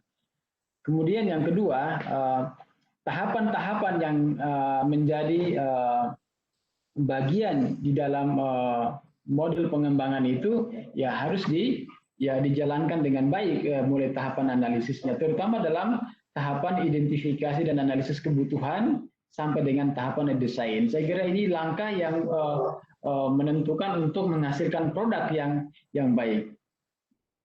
Tentu juga berkaitan dengan saya kira yang harus diperhatikan juga itu adalah bagian dari proses pengembangannya, terutama dalam mengembangkan produknya sampai dengan melakukan uji cobanya, baik terhadap ahli, one to one maupun small group dan field trial. Saya kira itu karena sebelum kita menghasilkan produk yang akan di-share itu, tahapan pengembangannya itu juga harus diperhatikan dengan baik.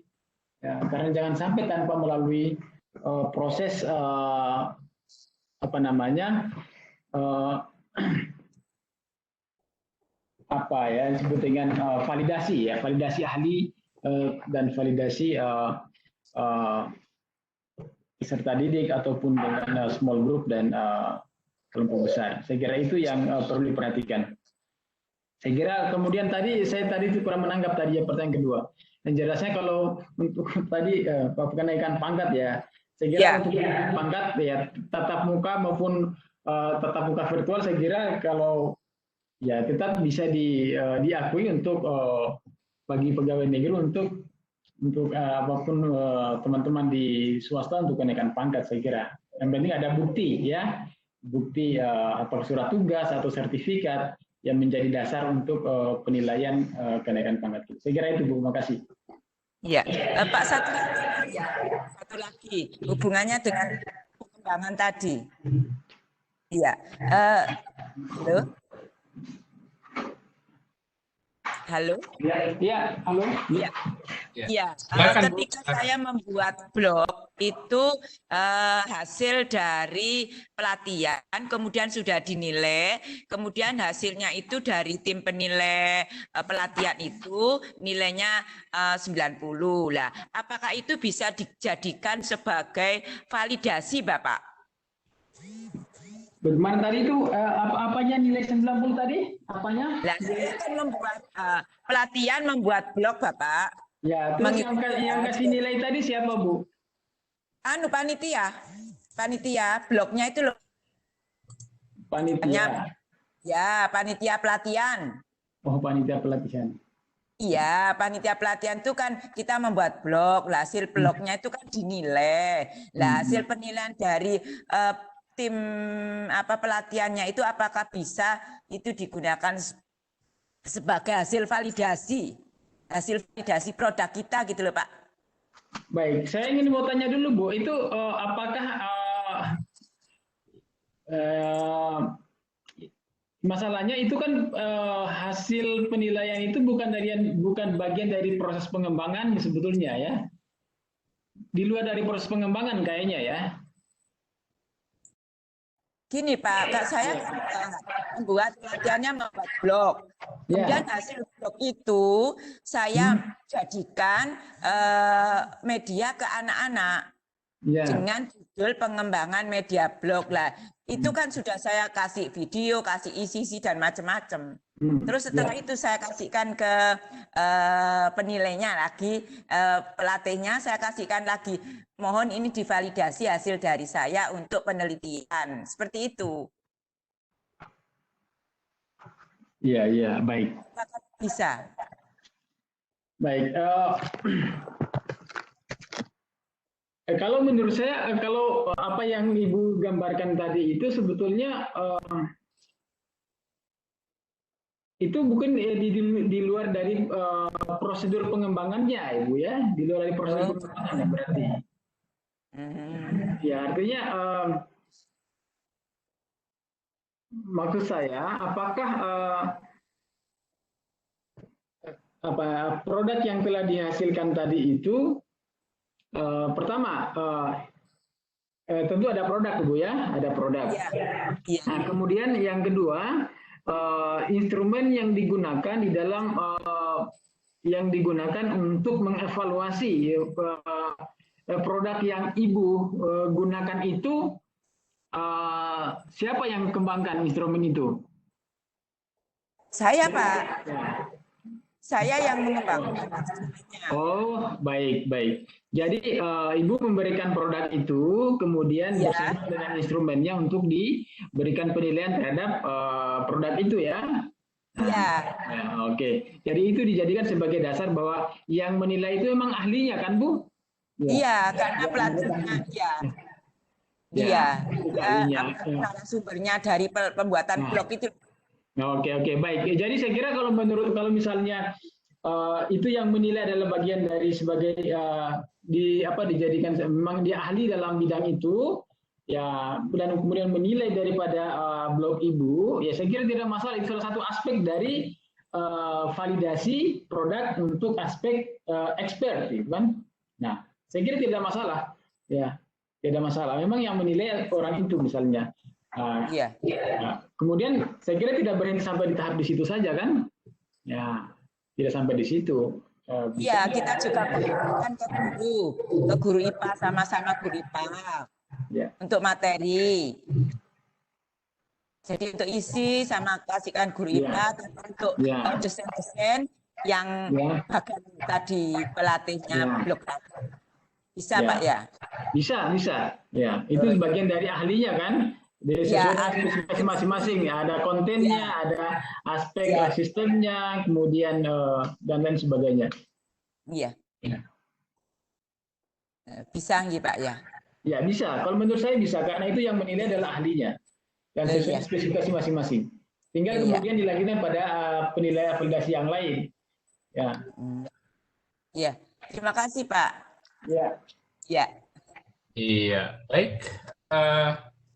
Dari pertanyaan dari Ibu Sri Handayati kita cukupkan ya. Terima kasih Pak Bah. Ya, makasih Bu. Mohon maaf kalau ada yang kurang. Ya. Jadi poinnya tadi saya kira sudah jelas bahwa yang penting sebetulnya yang agak mungkin sedikit membuat panjang tadi ini di fokus pertanyaannya yang rasa-rasanya juga saya melihat tadi di awal ada merupakan bagian yang terpisah antara pelatihan pembuatan blognya dengan tahapan-tahapan penelitiannya. Ya, itu yang saya tangkap. Jadi, ya kalau ini menjadi satu paket maka rasanya sah-sah saja sepanjang panitia yang disebutkan tadi menilai karya R&D daripada Ibu ini memiliki kompetensi di dalam bidang apa yang akan dinilainya. Mungkin seperti itu Pak Dokter ya. Iya, saya sepakat Pak, sepakat. Ya, baik. Oke, kita lanjut di pertanyaan ada dari Ibu Herlina Ohi ini. Apakah hasil analisis tugas-tugas siswa di masa pandemi menggunakan indikator yang sudah ditentukan bisa dikategorikan penelitian kualitatif dan bisa bernilai angka kredit? Ya, saya ulangi poinnya. Apakah hasil analisis tugas-tugas siswa di masa pandemi menggunakan indikator yang sudah ditentukan bisa dikategorikan penelitian kualitatif dan bisa bernilai angka kredit? Bisa langsung dijawab saja mungkin Pak. Iya, kalau menurut saya bisa. Yang penting tinggal dibuatkan laporan penelitian saja dengan menggunakan prosedur penelitian kualitatif, nggak ada masalah. Kemudian tinggal didalami saja dengan misalnya wawancara untuk mendukung bahwa memang pekerjaan itu dilakukan oleh siswa misalnya. Saya kira nggak ada masalah. Tinggal kalau untuk mendukung kenaikan angka kredit ya tinggal dibuatkan saya laporan penelitiannya yang jelas. Kemudian persyaratan-persyaratan yang lain yang memenuhi itu. Saya kira it's okay menurut saya. Iya, baik. Sebetulnya dari sisi durasi webinar kita malam hari ini sudah lewat batas waktu pukul 22, sudah 22:10 saat ini di waktu Indonesia Tengah.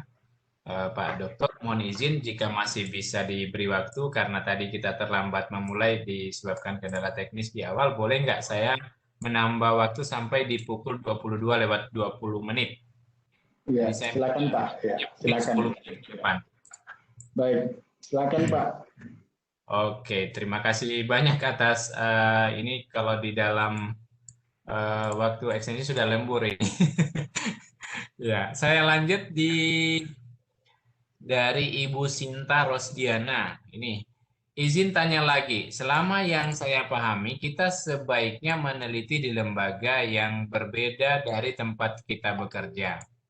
Apakah harus selalu demikian? Jika diizinkan untuk meneliti langsung pada murid di sekolah kita masing-masing, bagaimana mengukur reliabilitas atau menjaga objektifan dari hasil penelitian kita? Terima kasih. Mungkin ini terkait dengan reliabilitas dan validitas ini, atau objektivitas. Silakan langsung Pak Dokter. Ya, baik. Saya kira tidak mengenai penelitian tidak apakah di luar maupun di dalam, saya kira nggak ada masalah ya. Yang penting kan prosedur penelitiannya itu harus dipenuhi dengan benar. Ya, misalnya tadi unsur-unsur subjektivitasnya harus dihindari ya. Objektivitasnya harus dikedepankan ya, karena memang ya kita tahu bahwa penelitian itu kan kegiatan yang dilakukan secara ilmiah ya, berarti ilmiah ya unsur-unsur subjektivitas itu harus dihilangkan. Yang seperti apa yang harus kita coba hindari itu, misalnya dalam proses validitas internalnya, misalnya bagaimana instrumen itu ya, ini apa instrumen yang digunakan misalnya ya, instrumen yang digunakan harus betul-betul ya memiliki tingkat validitas dan reliabilitas yang kuat. Ya, bagaimana kita mengembangkan instrumen, di mana instrumen itu harus mampu mengukur apa yang menjadi tujuan pengukuran. Baik itu validitas secara teoritik maupun validitas secara empirik. Ya, kalau dalam penelitian kuantitatif ya kalau kita lakukan itu ya harus dilihat validitas secara teoritiknya. Bagaimana kesesuaian butir-butir instrumen itu dengan kesesuaian dengan tujuan pembelajaran atau kompetensi yang telah ditetapkan, kemudian keterbacaan dari soal-soal yang kita berikan. Nah, kemudian validitas empirik misalnya sebelum digunakan ya kita harus cobakan, kemudian analisis secara statistik. Kemudian ya reliabilitasnya itu ya paling tidak dalam proses pelaksanaan itu ya, salah satu faktor yang mempengaruhinya adalah uji cobanya misalnya harus dilaksanakan dengan bagus. Ya, bagaimana pelaksanaan tes itu diberikan. Nah, kemudian dari segi pelaksanaan misalnya ya, pelaksanaan penelitian, ya, pelaksanaan pembelajaran kalau kita melakukan pembelajaran. Ya, kalau kita melakukan pembelajaran, ya kalau misalnya itu di dalam kelas dan kita sendiri yang melakukan ya diupayakan ada yang melakukan proses ya pengamatan misalnya untuk mengamati. Kita minta tolong misalnya kepada kawan untuk menghindari unsur-unsur subjektivitas sekaligus dapat memberikan masukan atau refleksi kepada kegiatan pembelajaran yang kita lakukan. Nah, itu dari aspek pelaksanaan, kemudian dari segi instrumen, kemudian dari segi analisis misalnya. Analisis data kita betul-betul yang kita analisis data-data yang dapat dipercaya.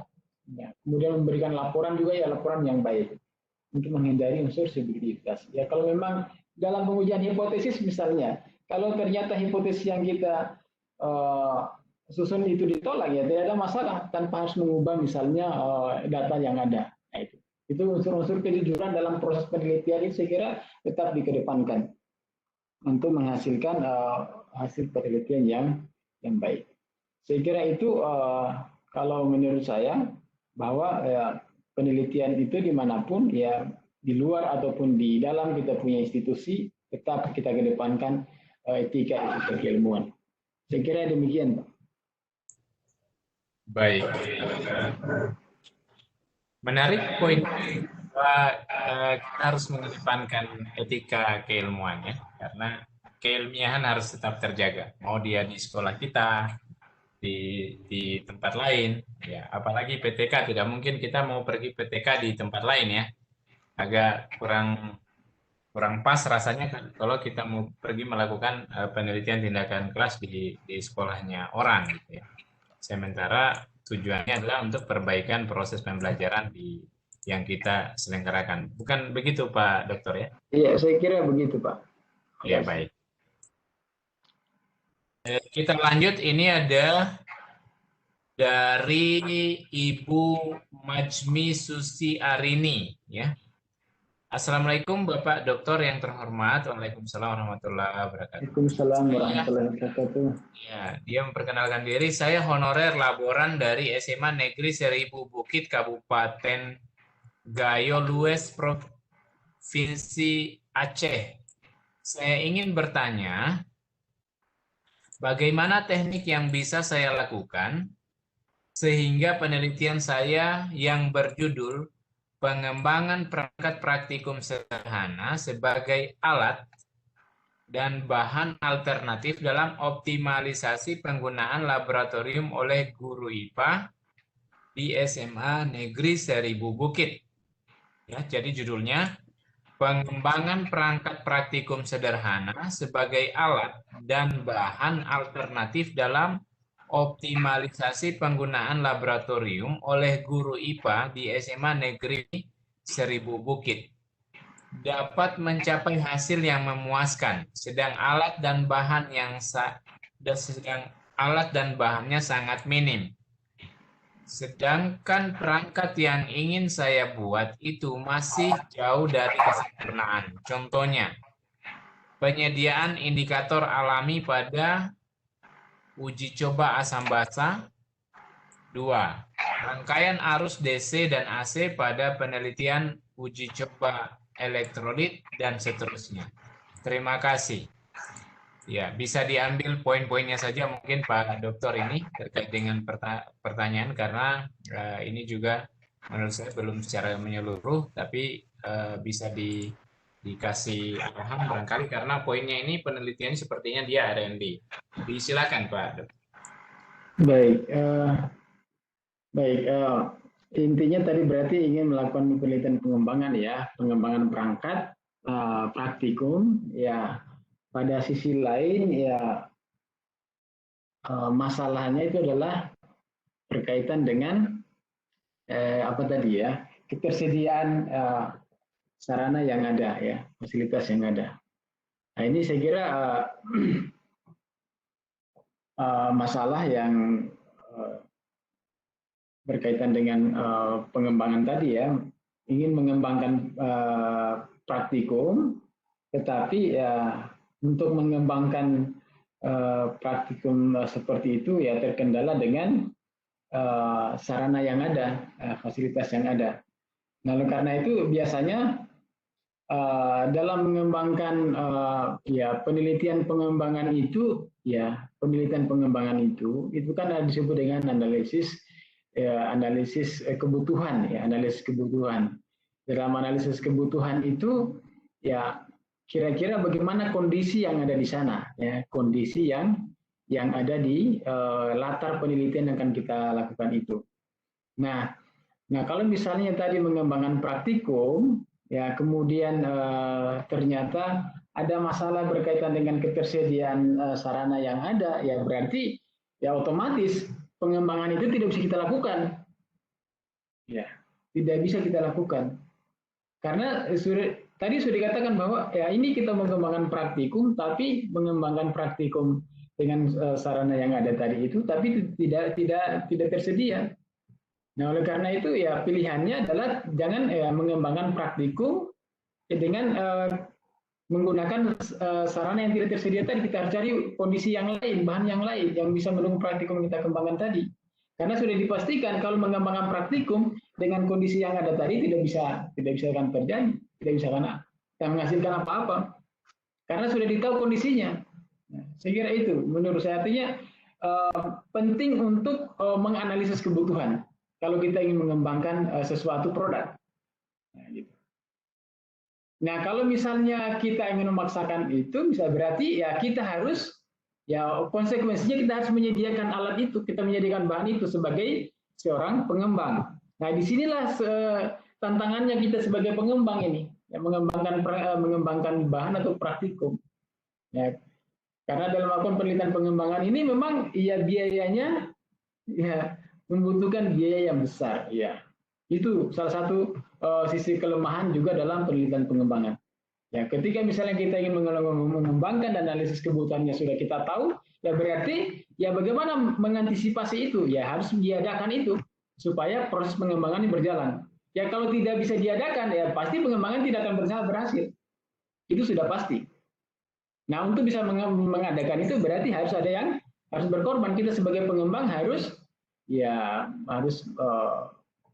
bersedia berkorban, ya. Makanya penelitian pengembangan itu di level studi-studi S2 ataupun S3 ya harus betul-betul punya ya sokongan ya dana yang cukup, karena kita akan mengembangkan suatu produk apalagi sampai dengan uji coba dalam skala small group ataupun field trial misalnya. Saya kira demikian, Pak. Intinya kalau kita melakukan pengembangan, ya siap untuk berkorban kalau kita ingin melakukan pengembangan hal yang demikian. Saya kembali. Terima kasih pesannya dan tepat bahwa ya kita selalu mengawalinya analisis kebutuhan dulu. Ya, kalau kita tidak bisa menyediakan fasilitas untuk mewujudkan produk kita itu teruji atau terlaksana, atau mungkin bisa kita duga bahwa ini di tengah jalan kayaknya kita nggak bisa lanjut, mending kita tidak usah lakukan, begitu ya Pak Dokter ya? Iya, saya kira gitu. Atau bisa dilakukan tapi harus siap berkorban. Ya, baik. Sudah pukul 22:22 di nomor cantik ini, di angka cantik 22 plus titik 22, dapat waktu lewat 2 menit ya dari apa tadi yang sudah saya sampaikan di awal. Syukur alhamdulillah masih banyak tentunya pertanyaan Bapak Ibu. Ini saya membaca di room chat ini benar-benar dipenuhi dengan pertanyaan-pertanyaan yang sangat berkualitas.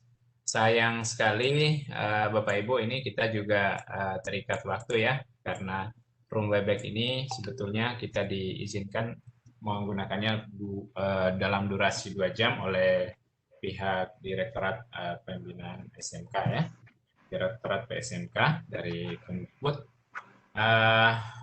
Terima kasih banyak Pak Dr. Awaludin SPD MPD. Barangkali ada closing statement terkait dengan pembahasan kita malam hari ini.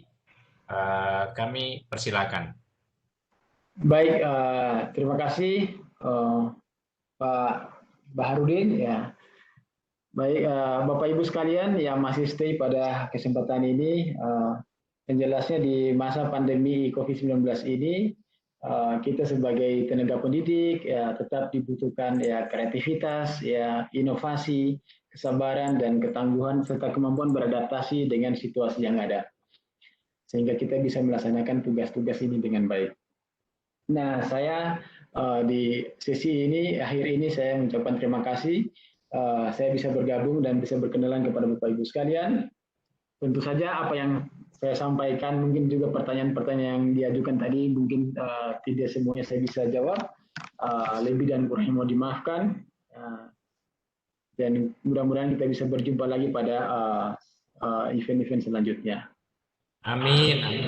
Terima kasih. Saya kembalikan kepada host Nasrin Minawal Fatul Qari. Assalamualaikum warahmatullahi wabarakatuh. Waalaikumsalam. Jadi banyak pertanyaan dan sangat menarik. Saya rasa kalau kita nambah 2 jam lagi, materi kita tidak akan habis-habis ya malam hari ini. Diskusi kita maksudnya ya, karena ini mencakup semua aspek riset sayangnya kita dibatasi waktu dan insya Allah Pak Dokter